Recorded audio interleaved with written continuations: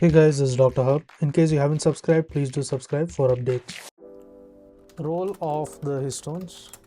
So first is the H1 histones, and what this does, it stabilizes the 30 nanometer chromatin fiber. Then comes the H2 histone. The H2 histones is nothing but the H2A and the H2B dimers. So they stabilize the primary particles and firmly bind the two additional half turns of the DNA. So bind the two additional half turns of the DNA. Then comes the H3 histone. H3 histones is the H3H4 2 tetramer, and this has a central role in formation. Next is the H4 histones. H4 histones they also contribute to the similar one, that is H3H4 tetramer. They have a central role in the formation of the nucleosome. To learn and grow daily like this, please do subscribe.